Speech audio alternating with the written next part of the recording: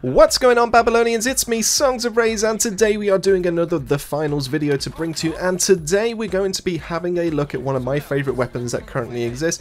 It has the slowest face time to kill when it comes to crits and body shots, but has one of the fastest times to kill when it comes to shots from behind, and that is going to be the Assassin's Dagger for the light class. So in this video we're going to be discussing everything to be able to help you get into those positions, what makes the Assassin's Dagger so effective, and my personal favourite loadouts when it comes to using the light class to be able to maximise the effectiveness of that Assassin's Dagger.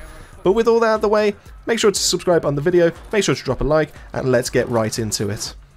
Alright, so to be able to understand the Assassin's Dagger or the playstyle a little bit more, we need to understand how to be able to get the most out of the weapon. So the Assassin's Dagger is, as you can tell, from the front or from the side, it's not a very good weapon. It's going to take you a long time to be able to kill enemies, more than enough, so much so that basically every single other weapon in this whole game will be able to kill you before you can then take an enemy down from just being able to do face stabs.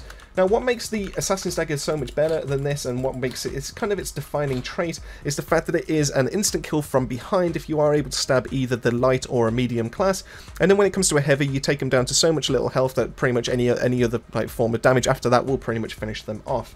So as you can see from here, we've got this moving target. If we stab them in the back, instant delete. Now that is a medium target. When it comes to a light target, it's pretty much the exact same. You're able to stab them. And this is a heavy target, so when we stab our heavy in the back, it leaves them with a tiny sliver of health, and that just means that any kind of other stab after that, we are able to just finish them off. So okay, we've talked about the main defining trait as to what makes the Assassin's Dagger so fun to be able to use. Now let's have a look as to what the actual mechanic behind the backstab is when we go into it. So you know that when you're able to get a backstab and when you're not going to be able to from there. So what you need to know is that it isn't 180 degrees from being from the back to be able to land that backstab. So if you are sideways on, so let's say here I'm 90 degrees perpendicular when it comes to this target, and I do the stab, it will still be treating it as if it's a face stab. Now if I was to move myself around here a little bit more, it will still also be one, and then when I get around here, that's where we go. So you can see from this angle, and the same the other side as well, it's still a fairly forgiving kind of angle. Just know that if you are 90 degrees on, you're not going to get it, but as you can see from here, I am able to land that backstab.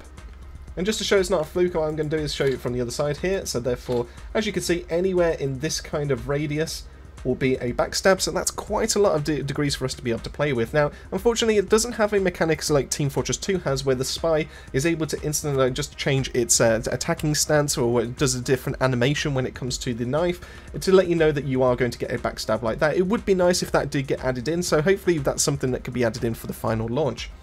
But as you can see, when it comes to doing backstabs, we are doing massive amounts of damage. So okay, so now we know what the Assassin's Dagger has been made for, we know what's special about it and what we aim to do when it comes to using this build when we go out into the finals and we start playing around with other players. What we need to do is now look into different kind of tactics to be able to get into place in the first place, so we can actually get those and land those backstabs. Now we do have access to two really good gadgets. Now there are three technically, but I don't really consider the dash to be very good, considering that it lights your character up and it lets people know pretty much where you've gone to, so I don't really consider that to be very good. It is good for movement, it is good for mobility, but I just don't consider it brilliant or probably the best way to be able to run the Assassin's Dagger.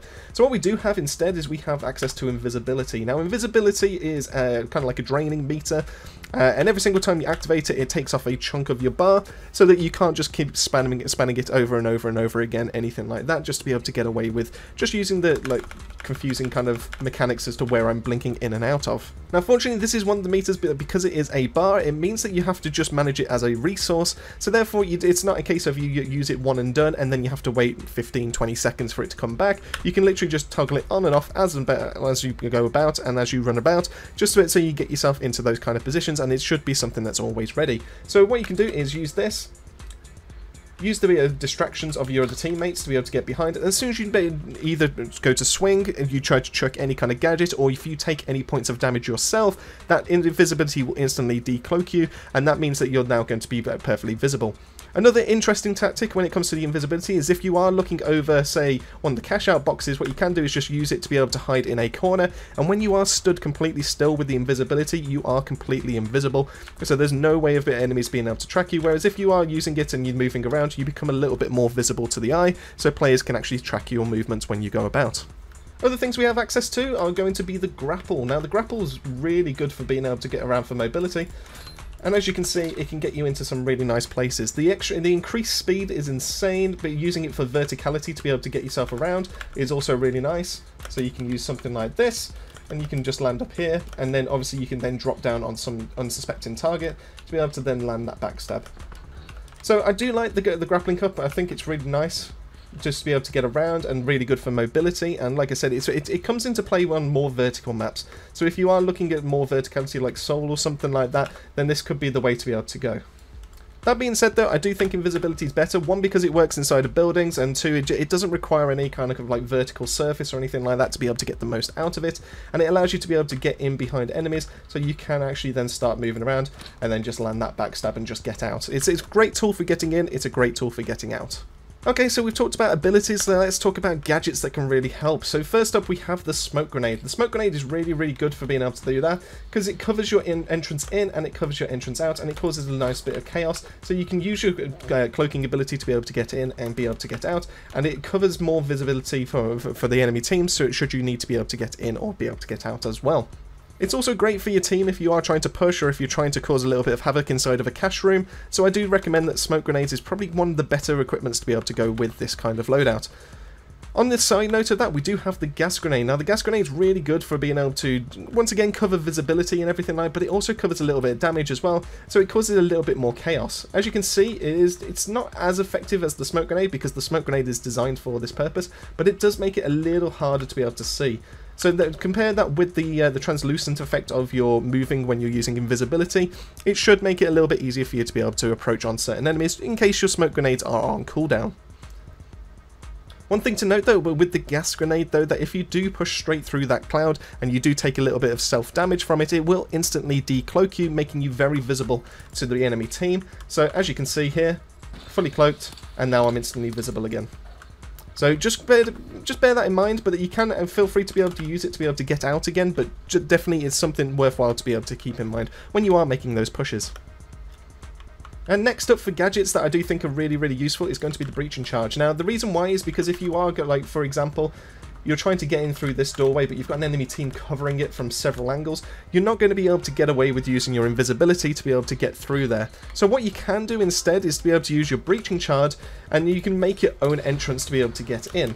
What I also like about the breaching charge is that instead, if you don't want to actually use that hole because you are making a big entrance, what you can do is pop that down there. Because it's remote detonated, you can use that to be able to use it as a distraction, so you can get in and get out, to be able to land that one attack and then just get yourself back out of the building, because you've done your job right there and then. And the last one that I do want to talk about is going to be the flashbang. Now the reason why is flashbangs are insanely strong when it comes to this game, because as you can see, I'm going to chuck this around about the 20-meter mark and it instantly blinds me. You also get 2 grenades, which is especially good for being able to chuck into a room.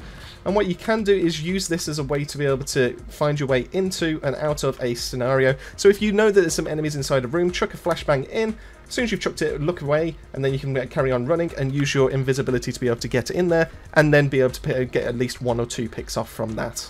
So we've had a look through all the testing. I've told you all the effective ways and all the effective gadgets and abilities that you can use to be able to get the most out of the Assassin's Dagger. What I'm actually going to do is then go through my current favourite loadout to be able to get the most out of it myself.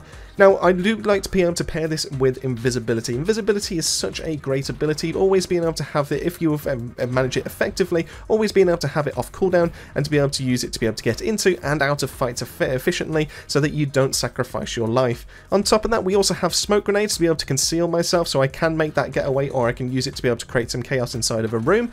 We also have access to the flashbangs, and the flashbangs are, like I said, are so strong. They're really, really good. If you catch an enemy unaware looking at this, you will be getting yourself a few seconds to be able to make that movement and be able to get behind them for that lovely backstab. And lastly, I do also like the breaching charge, because destruction is the name of the game when it comes to the finals, and I like to be able to make my own ways in and out of buildings, to be able to make a little bit of a noise, to be able to create some distraction, so I then have the ability to be able to land that backstab.